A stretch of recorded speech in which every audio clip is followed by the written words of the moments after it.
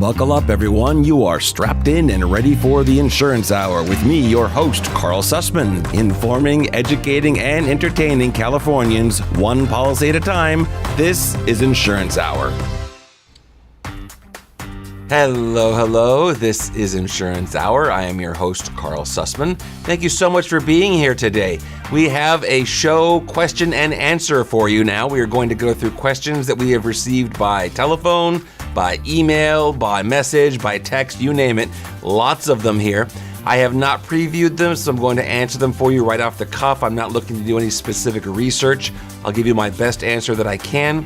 If it turns out that you're getting information that you find is in conflict with what your understanding is, please reach out to me and we'll do a little bit of a deeper dive. Remember, we're always looking to get your questions, so please call at 559-656-0317. You can also text anytime at 567-4CARL. That's 567-367-5275. With that, let's just jump right in with the first set of questions. I do have them categorized by types of insurance.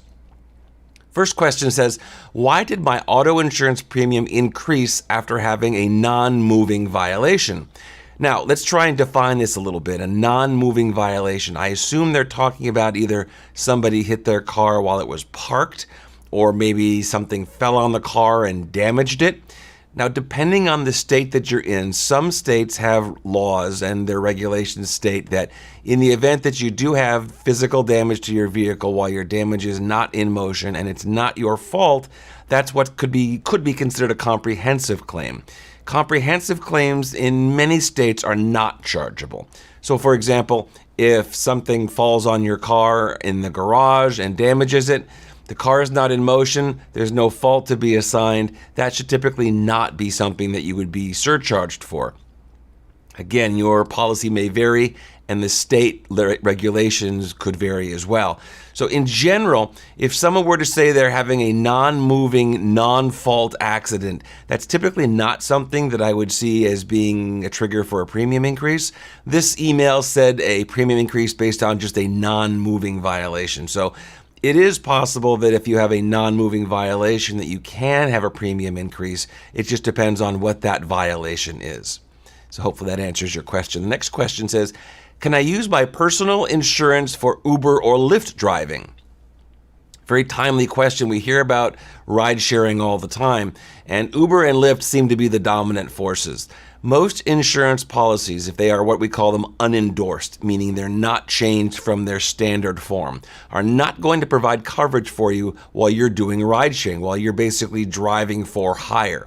Having said that, most companies now have the option to add coverage in for that, meaning you can pay, and it's not expensive actually, it's a nominal amount of money to change your policy so that it would extend while you're doing that type of driving.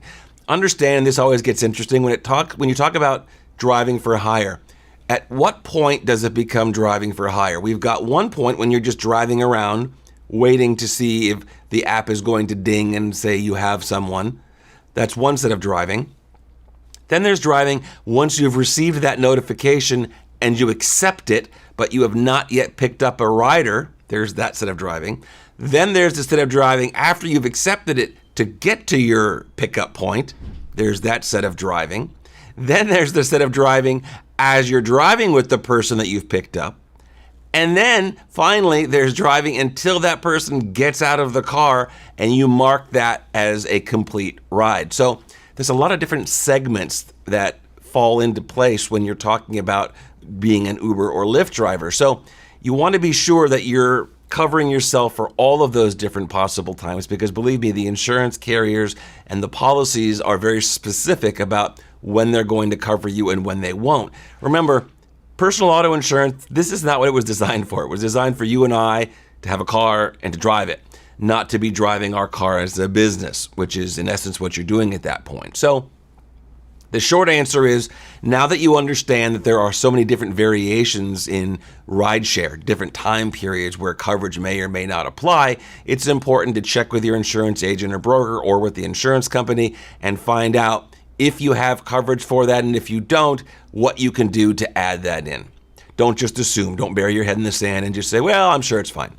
Chances are it is not, because again, you're talking about a very specific type of coverage that is not typically on the average auto policy.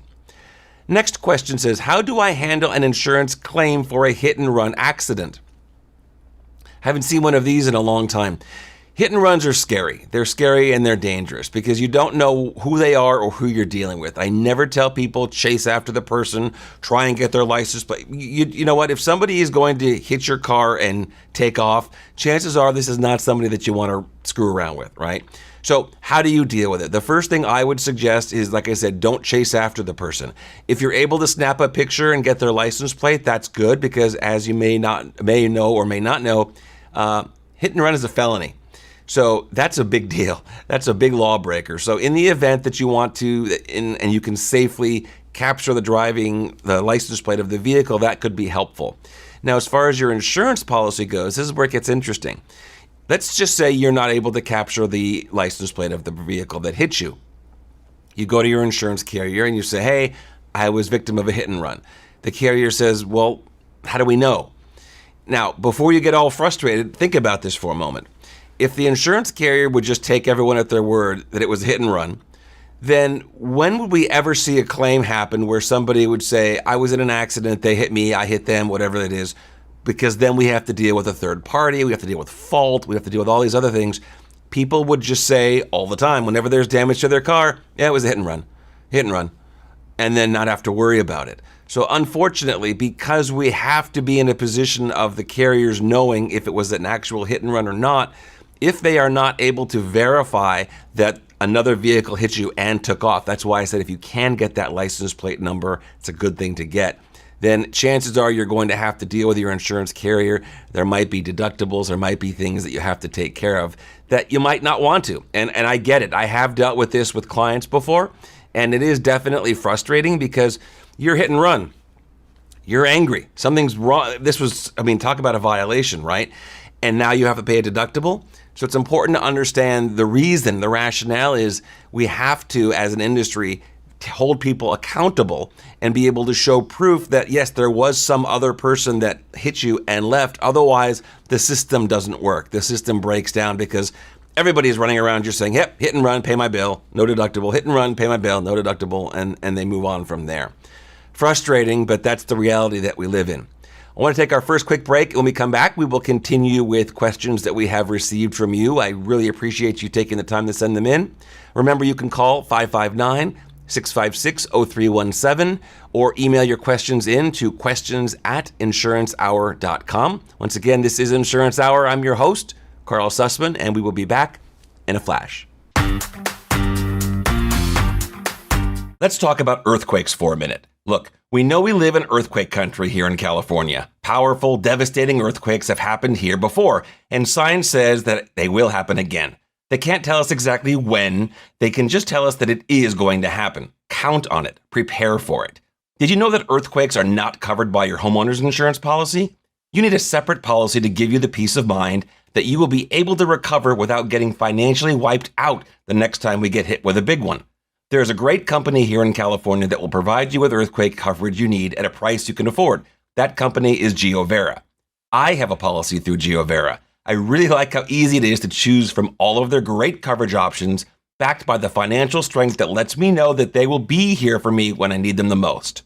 Go to getquake.com/insurance hour to learn more. That's getquake.com/insurance hour. Make sure you're ready for the day when the ground shakes again. Hello. This is Insurance Hour. I am your host, Karl Susman. Thank you so much for being here with me today.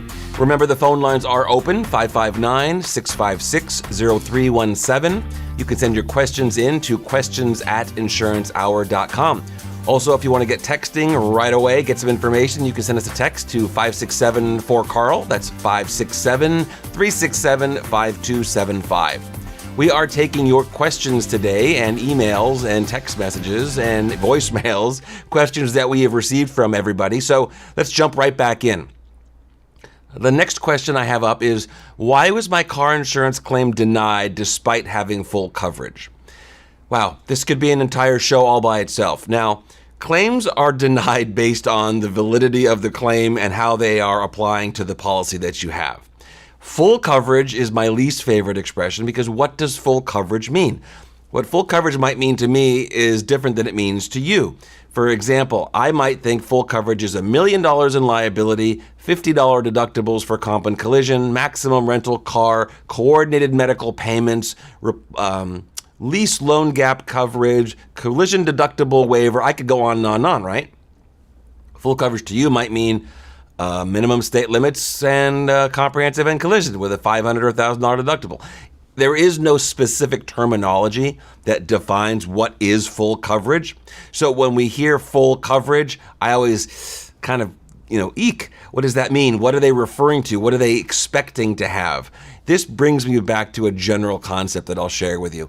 It's important that you know what you have. I know nobody loves this stuff. Insurance is not exciting and sexy, and it's not something that everyone loves to spend a lot of time with. I totally get it. Believe me, I do. I do this for a living. I enjoy it, but I can completely understand why if you're not doing this for a living and you're not really involved in this, you're not really in the weeds, this is not something you're going to enjoy doing. But having said that, you do have a responsibility to understand what it is that you have. And whenever I hear full coverage, and this could be for an auto policy, a home policy, anything, I always stop because there is no such thing as full coverage. What is full coverage? You need to talk to your agent, broker, or carrier. You need to find out what coverage you do have, what coverage you want to have, and be sure that there's a meeting of the minds, if you will, and you understand the coverage that you have, and you don't have any surprises if you ever have a claim. All right? Next question. How can I lower my auto insurance premium after multiple tickets? Ooh, that's a good question. First of all, stop getting those tickets. What are you doing? Drive safer. Sorry, I just had to get that out. That was the insurance agent. That was the father. That was everything just coming out.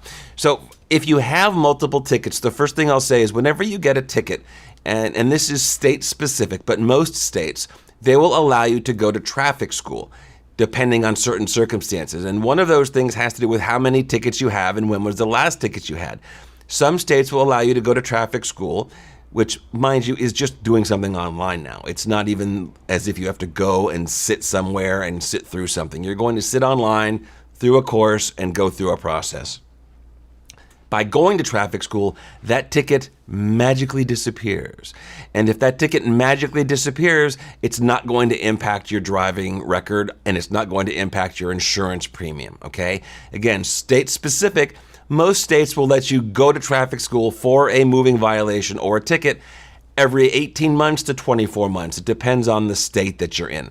So the first thing I say when someone says, I just got a ticket, as I say, full stop, go to traffic school. Just go. Because you want to be sure that you can keep that ticket off of your driving record. Now, people might say, oh, not a big deal. It's only a $100 ticket, blah, blah, blah. What they don't understand is it might be a $100 ticket, but it means that their insurance premium is going to go up because their insurance carrier is going to, rightfully so, I might add, look at them as a different risk. Before you had no tickets, and now you have tickets. Which person do you think is more likely to be involved in an accident? The person with the tickets. So it's not so much the cost of the ticket. It's more of the cost, the long-term cost, the cost for several years potentially or more of what you're paying in insurance premium because you have that ticket on your record now. You follow me? So what can you do to lower your rate after multiple tickets? Sounds like at least the most recent ticket, hopefully, you still have the ability to go to traffic school for. You're still going to pay for the ticket, by the way. That doesn't get you out of that. But it will stop the ticket most likely from showing on your driving record, in which case it's not going to impact your premium that you're paying for your auto insurance. If you've passed all of those times, right, you haven't gone to traffic school, it's too late, you've paid the ticket, or you've gone to traffic school too soon related to when your last ticket was and your last traffic school was, then the best thing you can do to try and lower your premium after having all of those tickets, number one, is stop having tickets. And number two, talk to your agent or broker, find out what types of deductibles you might be able to raise to lower your premium, something to try and potentially offset what you are probably paying, which is an increase from what you were paying prior to having the tickets. All right? Not fun, I get it. But again, the carrier has to look at you today. They can't look at you and say, well, for 20 years, you never had a ticket. And now you have a ticket? We'll just forget about that, because the problem is for 20 years without a ticket, you were paying a rate as someone that was without tickets every single year. But now you have a ticket. So now you're a guy or a gal driving with a ticket. So you have to accept the fact that you are a different risk than you were before you had the ticket. I know it sucks. I'm totally with you, but that's the reality. Next question. Is it necessary to get commercial auto insurance when renting out cars on Turo? Oh, look at that. We actually spoke with an assembly person specifically about Turo in an earlier show. If you check on YouTube or on Apple Podcasts or wherever you're watching or listening to this, you'll be able to find that. We had a really interesting talk about that. Turo is an interesting situation, and I would suggest that you always check with your insurance agent or broker to find out what coverage you have, what coverage might be applicable when using Turo, and find out if there's additional coverage that you're eligible or that you can purchase. My 2 cents is, if you're having strangers potentially drive your car, I would want to have a lot of insurance because you have no idea who's taking your car. And remember, you are the registered owner of that vehicle, meaning that your insurance company is going to pay before any other. It's going to pay before the driver of the car in an accident. It's going to pay before Turo's insurance policy would pay. The registered owner's policy always pays first. So you want to be sure that you pay close attention to the limits that you have if you're going to be using a service like Turo.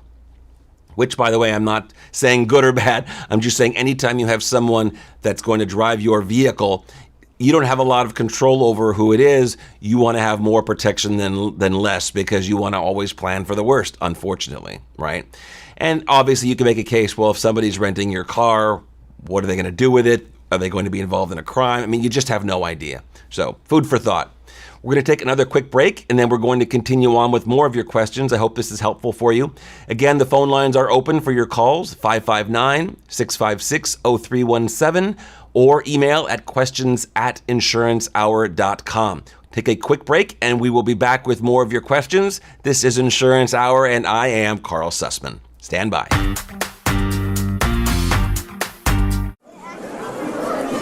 Ladies and gentlemen, boys and girls, in just a few moments, the Window to the Magic podcast show will begin.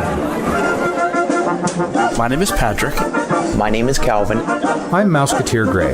My name is Paul, and I will be your guide through the wonderful world of Disney sound experiences. This show is a weekly trip into the world of the Disney theme parks and resorts. And this is the place where you get to use your ears to surround yourself with the magic. For your safety, please remain seated while listening to the WindowToTheMagic.com podcast. Maybe there's a name for this, something like Disnotic Obsession.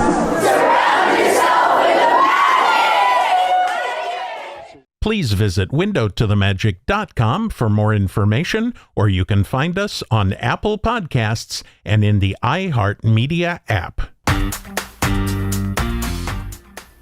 Hello. This is Insurance Hour. I am your host, Karl Susman. Thank you so much for being here today. Phone lines are open at 559-656-0317. You can email your questions in to questions@insurancehour.com.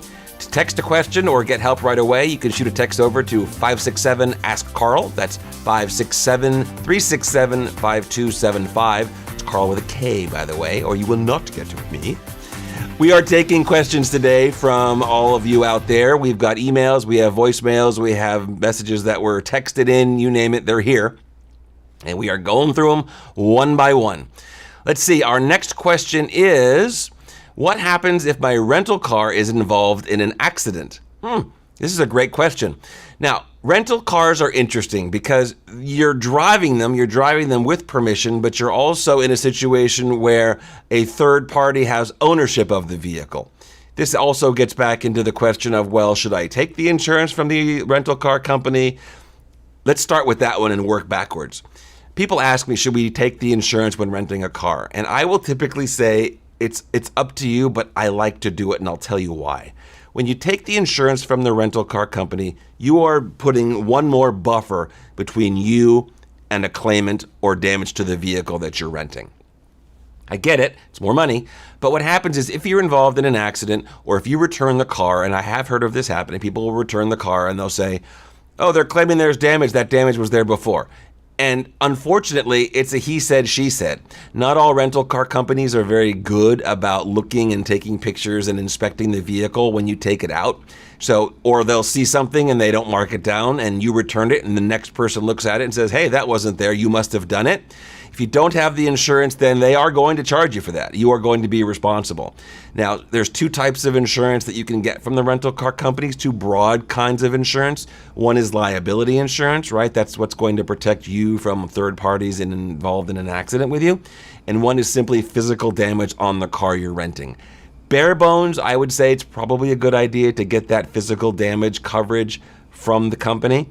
Now, having said that, we'll move on. Most insurance policies, most personal automobile insurance policies will extend to a rental car while you're using it temporarily. Most of them. You also want to be sure that you're checking with your insurance carrier to find out, in fact, if I rent a car, does my insurance go on? Does my insurance policy, do the coverages that I have on my personal auto policy extend to a rental car? And again, another little tree. It's not a rental car that you're using because your car is in the shop after a claim. It's simply a rental car that you're renting for pleasure, right? All these little nuances are important to understand because they do impact whether coverage would apply or not. So back to the old adage, go ahead, be sure to ask, don't assume, and find out. And even if your carrier says, yes, your coverage will follow you onto a new policy, onto a temporary rental car while you're on vacation, keep in mind, if you are involved in an accident, it will be on your auto insurance policy. And what that means is you could potentially be surcharged for it. Now, why is that different than driving your car every day? Typically, if you're renting a car, you might be in an area you're not as familiar with, and the likelihood of being involved in an accident or having some type of a claim tends to be higher statistically. It's kind of sad, but it's true. But we're more familiar with the roads we live on and roads that are near our home, and we know them. When we're out of town, if we're on vacation, maybe we've had a drink, bad, very bad, and because we're on vacation.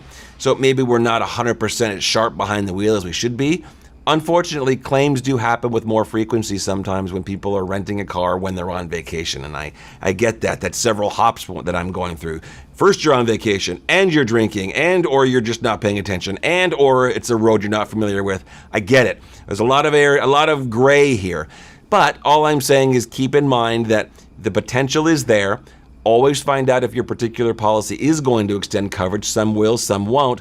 And at the end of the day, if you can afford it, if it's something you're not going to be completely frustrated with, yeah, take the insurance from the rental car company and call it a day, right? Sometimes it's better safe than sorry. All right, next question is, what do insurance companies drop policyholders after a claim? I think they meant why. First, little terminology. I don't like it when people say, I got dropped. My insurance company dropped me. They've non-renewed you. Or they've canceled the policy if that happens midterm, which is much less common. But they've non-renewed you. Drop just sounds so arbitrary. And believe me, an insurance carrier cannot arbitrarily non-renew your policy. There has to be a reason. There's state guidelines in every state that mandate the insurance carrier have a reason they're going to non-renew you. Might not always be a great reason, but there has to be a reason. There is no arbitrary nature to being non-renewed. So for me, when I hear I got dropped by my insurance carrier, first, I just ruffle a little bit because, again, I don't like the term drop. You are non-renewed, and there is a reason. So let's find out why. The question is, I think, meant, why do insurance companies drop you after a claim? Typically, that's not what's going to happen. But this goes back to what I said in an earlier segment, which is you might have never had a claim, right? For 10 years, 20 years, and that's great. You're going to be paying a rate based on that. You're going to have a policy based on someone that has never had a claim. Now you've had a claim, and depending on what that claim is, you're a different exposure now. You're no longer someone that for 20 years has never had a claim. You are now someone who just had a claim. So it's possible, depending on what the nature of the claim is, that the insurance carrier, again, based on state regulations and guidelines, they can't just do something willy-nilly, might decide that you no longer qualify for the particular program that they had you with currently, right? The type of policy that you have that is going to be giving you a rate and coverage for, let's just say, 20 years without a claim might not be priced, might not be the same product that you would need to be in once you've had a claim. Not a bad thing or a good thing, just different. And again, this varies a lot by states. Some states, insurance carriers have multiple tiers for people, depending on if they've had claims, if they haven't, what types of claims, how much was paid out, how frequently have they been having claims. And when I say tiers, I mean levels, not tears, even though it feels like we should be crying sometimes when our rates go up if we have had a claim. Rest assured that none of this happens in a vacuum. Your state's Department of Insurance is watching this stuff very closely to be sure that everything is done legally, based on the regulations, and non-discriminatory. You can't be discriminated against. That's a very, very big deal. If you think you are being discriminated against in your insurance policy or with your carrier, definitely check in with your state's Department of Insurance, because that is a big no-no. No. Got it? All right, we're going to take another quick break, and then we will be back to talk more about the questions that you've sent in. Remember, you can send your questions in as well. Just give us a call at 559-656-0317, or send them in by email at questions@insurancehour.com. Or, of course, you can text them over to 567-4CARL. That's 567 FORKARL, or for those of you that like it, 367-5275. Taking a quick break, we will be back with your questions. This is Insurance Hour, and I am Karl Susman, your host. Be right back. Do you need homeowners insurance? Has your previous insurance company left the state, non-renewed your policy, or maybe they just raised your premium to an amount that you simply can't afford? Whatever the situation, we can help. Just dial pound 250 on your cell phone and say keyword insurance quote, and we will connect you with an agent who can assist you right away. Or if you prefer, you can visit us online at insurancehour.com/quotes. Whether you're looking for homeowners insurance or auto insurance, we'll send the best options straight to you. So what are you waiting for? Simply dial pound 250 and say keyword insurance quote, and we will connect you with a live agent to help provide competitive quotes for your homeowner's insurance or auto insurance. Don't get caught unprepared. Insure what matters with an insurance company you can trust and with a premium that you can afford. Don't put off until tomorrow what you should have done yesterday. Simply dial pound 250 on your cell phone and say keyword insurance quote. Hello. This is Insurance Hour. I am your host, Karl Susman. Thank you so much for being here today. Phone lines are open, 559-656-0317. You can also send your questions in by email to questions@insurancehour.com, or give us a text at 567-4CARL. That's 567-FORKARL, or 567-367-5275. No excuse not to find us now. Listen, this has been a full show. We've had lots of information. If you've missed any of it, be sure to jump back and get the beginning. You can find us on YouTube. You can find us on Apple Podcasts, iHeartRadio, TuneIn, pretty much everywhere, even Amazon Alexa. Just search for Insurance Hour and you will find us and find this show. Lots of important information, lots of your questions being answered. And on that note, we'll jump right back in. How can an insurance policy that covers multiple vehicles? I think they're asking, how can a policy, or do policies cover multiple vehicles? If that's the question that's being asked, the answer is yes. Many insurance policies can cover multiple vehicles, multiple people that are driving, right? A personal auto policy can cover you and another vehicle and another person. Commercial auto policies, again, multiple vehicles, multiple policies. Keep in mind there's something called insurable interest.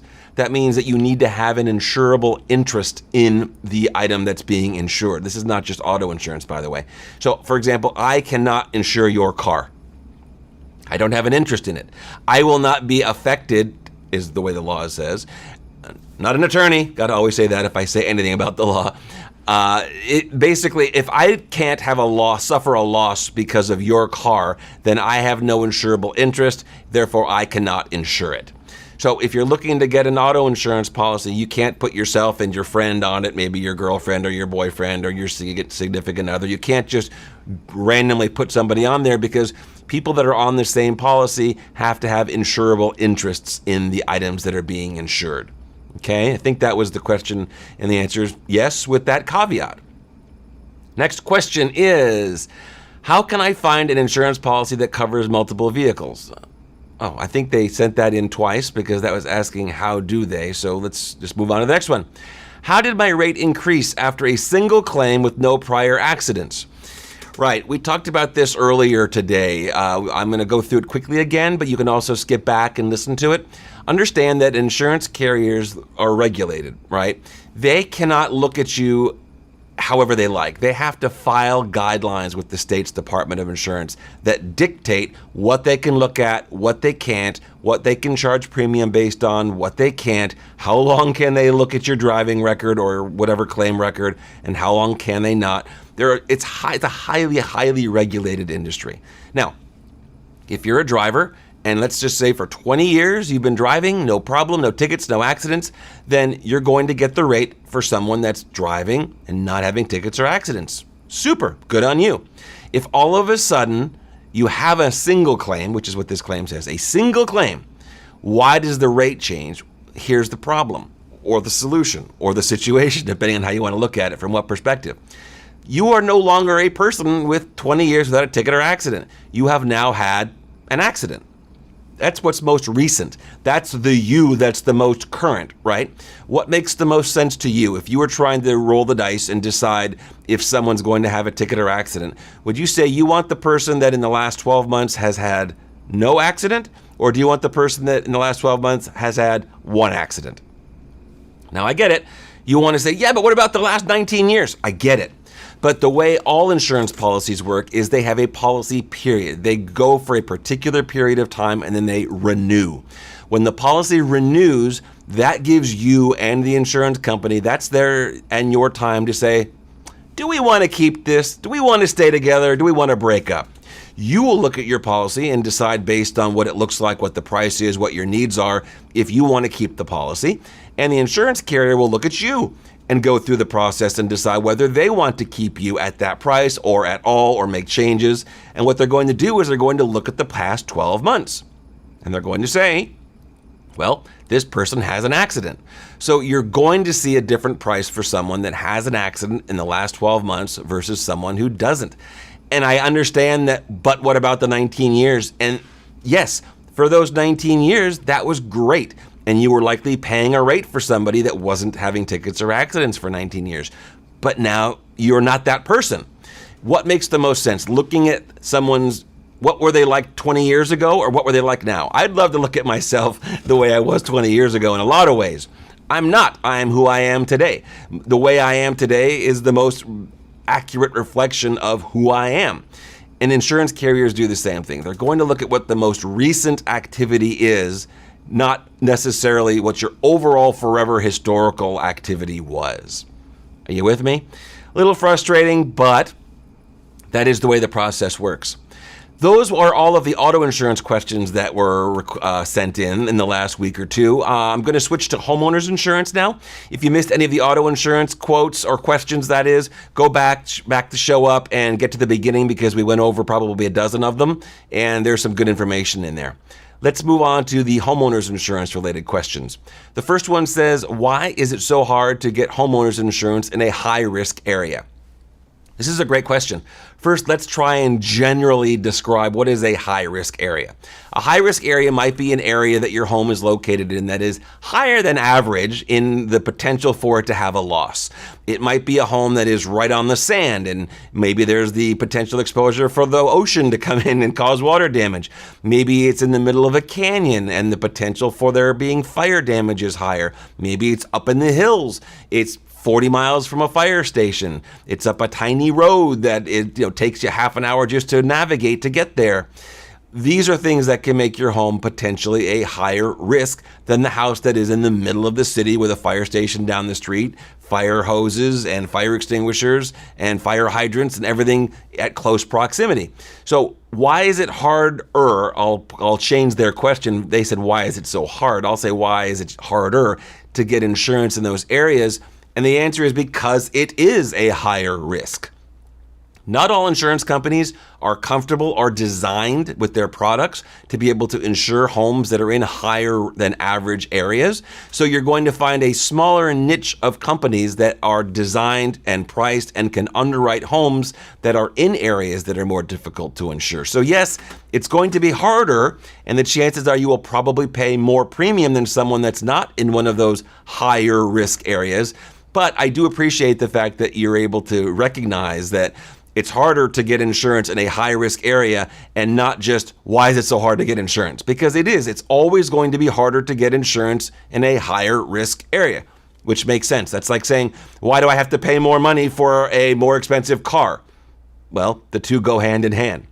With that, let's take another quick break. We will come back with questions, and we will keep going with the homeowners insurance questions. This is Insurance Hour, and I am your host, Karl Susman. Be right back.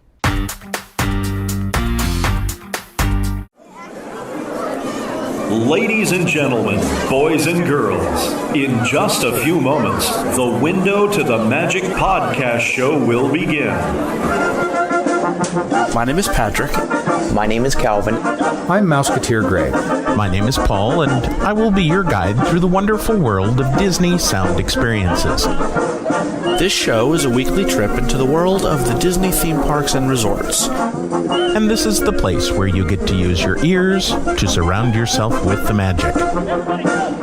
For your safety, please remain seated while listening to the windowtothemagic.com podcast. Maybe there's a name for this, something like Disnotic obsession. Please visit windowtothemagic.com for more information, or you can find us on Apple Podcasts and in the iHeart Media app. Hello. This is Insurance Hour. I am your host, Karl Susman. Thank you so much for being here today. Phone lines are open for your questions about insurance. Give us a call at 559-656-0317 or shoot us a question by email at questions@insurancehour.com. You can also send us a text at 567-4CARL. That's 567-367-5275. Today we are going through questions that you have submitted, and I am going to answer them to the best of my ability. But I want to make a point before I continue. I'm not perfect. I do the best I can. I've been licensed and in this business for 30 years, and I do the best that I can. If you hear something that just seems absolutely impossible or inaccurate, let me know, because my goal is to always get the right information to you, but I'm not perfect. So if you find that you've heard something that might be wrong, let me know. Let me check it. Let me be sure that I'm giving the right information, because I will go and make good on anything I've said that might be wrong. Again, the goal is to